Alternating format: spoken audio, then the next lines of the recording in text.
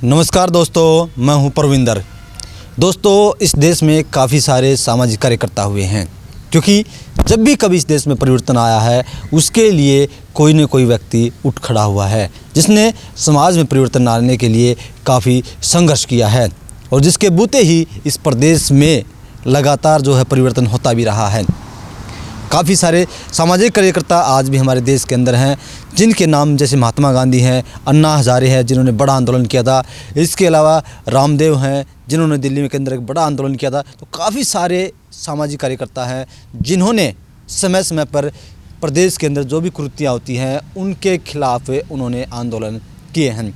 और इसी कड़ी में हम बात करेंगे ओम प्रकाश, जो कि चेयरमैन रहे हैं, कबलाना गाँव से थे। उन्होंने भी गौ भक्ति के लिए उम्र कैद की सज़ा काटी थी और उनकी पुण्यतिथि है और पूरा झज्जर जो है, या यूँ कहें कि पूरा हरियाणा प्रदेश जो है उन्हें याद कर रहा है। हर कोई जानता है कि उन्होंने गौओं के लिए उम्र कैद की सज़ा जो है वो उन्होंने काटी थी। और इसी विषय पर चर्चा करने के लिए हमारे साथ राजनीतिक मामलों के जानकार संजय राठी जो है वो हमारे साथ इस वक्त मौजूद है। राठी साहब, आपका सबसे पहले कार्यक्रम में स्वागत है। आपका बहुत बहुत धन्यवाद। सभी दर्शकों को मेरी तरफ से नमस्कार। नाम थोड़ा सा आप गलत बोल गए, वीरेंद्र राठी जी, माफ़ कीजिए, वीरेंद्र राठी। राठी साहब, आपसे जानना चाहूँगा कि जिस तरीके से ओम प्रकाश का नाम लिया जाता है, बड़े आदर के साथ नाम लिया जाता है, उनकी पुण्यतिथि है आज, तो लोग उन्हें गौ भक्त के तौर पर जानते हैं। तो क्या क्या उन्होंने अपने जीवन में संघर्ष किए थे, थोड़ा प्रकाश डालेंगे? जहाँ तक मैंने उनके जीवन परिचय के बारे में जाना, जो आधार कार्ड के ऊपर उनकी डेट ऑफ बर्थ है वो है 1 जनवरी 1950। लेकिन महापुरुषों के बारे में जैसे हमने पहले सुना है कि वैसे तो किस समय, किस तारीख, किस महीने और किस वर्ष बच्चों का जन्म नहीं होता, लेकिन किसी न किसी बच्चे के जन्म के कारण कोई तारीख, कोई महीना और कोई वर्ष इतिहास बन कर के रह जाया करते हैं। और ऐसा ही सौभाग्य प्राप्त हुआ था जब हरियाणा प्रदेश के इस झज्जर ज़िले की धरा पर कबलाना गांव में 1 जनवरी 1950 को एक छोटे से बच्चे ने जन्म लिया, जो आगे चल कर के ओम प्रकाश चेयरमैन के नाम से जिनको जाना जाता रहा। जहाँ तक ओम प्रकाश चेयरमैन जी के बारे में, उनकी गतिविधियों के बारे में मेरे को पता चला कि वो बहुत बड़े ही सामाजिक कार्यकर्ता थे। समाज के अंदर कोई भी आंदोलन हुआ, कोई भी कुरीतियाँ आई, उनके खिलाफ उन्होंने बखूबी आवाज़ उठाई, आंदोलन किए और उन्हीं के बलबूते पर के सहारे सबसे पहले उनकी जो प्राइमरी शिक्षा हुई वो गांव कबलाना में हुई। फिर 8वीं तक की पढ़ाई करने के लिए वो साथ लगते गांव दुल्हेड़ा से उन्होंने 8वीं की परीक्षा पास की और उसके बाद सामाजिक गतिविधियों के अंदर उन्होंने भाग लेना आरंभ किया। उनकी इसी छवि को देख करके उनके गांव ने, कबलाना ने 1983 से लेकर के लगातार 2 बार उनको गांव का सरपंच चुना। तो जब सरपंच पुराने ज़माने में जिस प्रकार से चुने जाते थे तो उन्हीं लोगों को समाज आगे करता था जो सामाजिक गतिविधियों के अंदर भाग लेते हैं। और एक गौ भक्त की भावना उनके अंदर, जो पुराने साथियों से हमने जैसे सुना है कि बचपन से ही उनके अंदर थी। और झज्जर गौशाला के वो लगातार 32 साल तक प्रधान रहे। 2 बार सरपंच बने, 2 बार ब्लॉक समिति के लगातार चेयरमैन बने। अनेक राजनेताओं के साथ उनके गहरे ताल्लुकात थे, जिनमें चौरी बंसीलाल एक थे, ओम प्रकाश चौटाला जी थे, भारतीय जनता पार्टी के कई दिग्गज नेता थे। उनके साथ उनकी हमेशा बातचीत होती रहती थी, संपर्क होता रहता था। फिर जहाँ तक गौशाला के बारे में, झज्जर के अंदर जब गौशाला का निर्माण हुआ उसके बाद व्यवस्था की बात आई कि किस आदमी के हाथ में ये व्यवस्था सौंपी जाए जो समय निकाल करके इस व्यवस्था को सुचारू रूप से चला सके। तो निरंतर 32 सालों तक ओम प्रकाश चेयरमैन साहब ने गौशाला का प्रधान पद संभाला। फिर बीच में एक बात आई कि कोई दशहरे के दिन की घटना थी। दुलाना के अंदर कुछ लोग मरी हुई गायों के साथ छेड़छाड़ कर रहे थे और इनके पास जो ही सूचना पहुंची तो ये वहां पहुंचे और हज़ारों लोगों की भीड़ वहां पहुंची। उस गौ कांड को दुलीना कांड के नाम से आज जाना जाता है। तो उसमें मुकदमे दर्ज हुए और उन्होंने बड़े डंके की चोट पर पुलिस प्रशासन के सामने ये कहा कि इस भीड़ का नेतृत्व मैं कर रहा था, मेरे साथी कर रहे थे, कि आम जनता का इससे कोई लेना देना नहीं है। वो मामला बड़ा सुर्खियों में रहा, अदालत में चला और लंबा आंदोलन मुकदमा चलने के बाद इनकी उम्र कैद की सज़ा हुई। इनके साथी 8-10 साथी और भी थे जो आज वो जीवित हैं। चेयरमैन साहब तो हमारे बीच में आज नहीं हैं, लेकिन एक गौ भक्त के नाम से ना केवल रोहतक और झज्जर ज़िले के अंदर, पूरे हरियाणा प्रदेश के अंदर ओम प्रकाश चेयरमैन साहब को जाना जाता है। और वो अनेक पदों के ऊपर रहे, ये नहीं कि गांव के सरपंच रहे, ब्लॉक समिति के चेयरमैन रहे और गौशाला झज्जर के प्रधान रहे, वो कोऑपरेटिव बैंक रोहतक के डायरेक्टर भी रहे और एक मिट्टी के अखाड़े होते थे पहले, उनके वो प्रदेश के चेयरमैन भी रहे।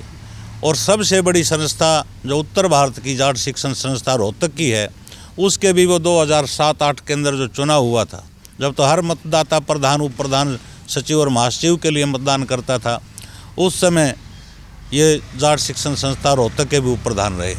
तो अनेक प्रकार की शिक्षण संस्थाओं के अंदर इनका योगदान रहा, ग्रामीण विकास के अंदर इनका योगदान रहा, ब्लॉक स्तर पर इनका योगदान रहा और गौशाला के अंदर इनका एक अहम और निर्णायक योगदान रहा। ये जितने सामाजिक प्रतिस्पर्धाओं में भाग लेते थे, उसी प्रकार की एक इनकी आदत थी। खेलों के प्रति भी इनका लगाव था, वो इनका नहीं पूरे परिवार का लगाव था। इन्होंने जो बहादुरगढ़ रोड स्थित उनकी जो मकान है, वहाँ पे उन्होंने एक अखाड़ा भी लंबे समय तक चलाया, कुश्ती अखाड़ा। अनेक पहलवान यहाँ तैयार किए।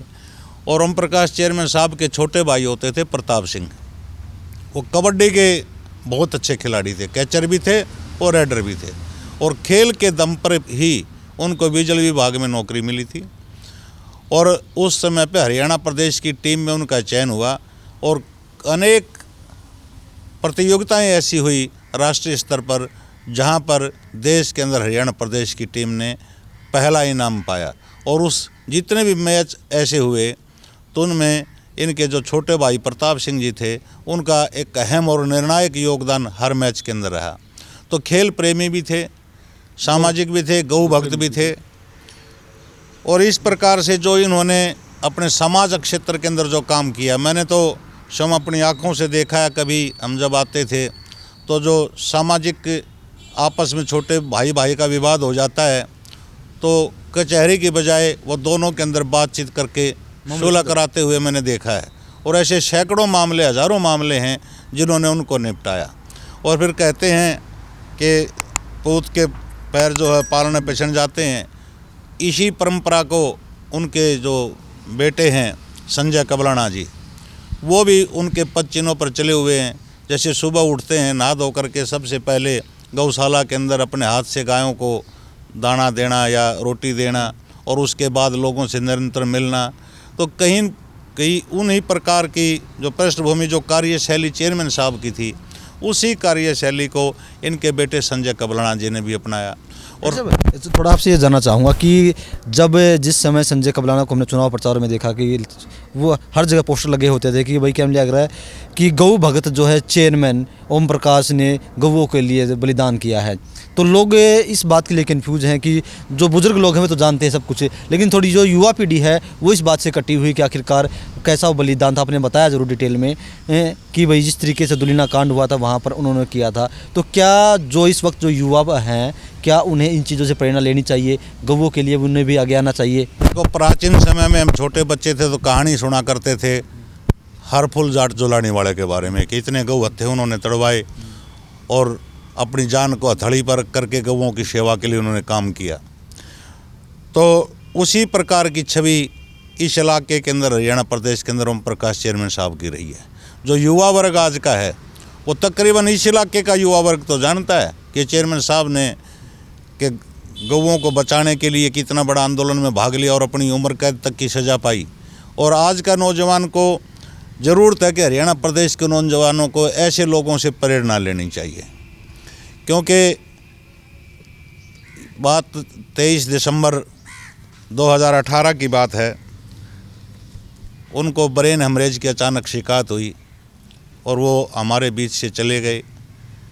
लेकिन कहीं न कहीं जो पुराने लोग हैं वो उनके बातों के आज भी कायल हैं। जिस प्रकार से आपने कही कि संजय कबलाना जी ने चुनाव में प्रचार किया, उन्हीं की बदौलत लगाओ, उन्हीं की सीख लगाओ, उन्हीं का प्यार और दुलार जनता के बीच में लगाओ।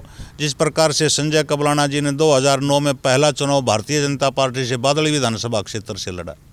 जो विनिंग कैंडिडेट था, जीतने वाला प्रत्याशी था, उसकी 32,000 वोट थी।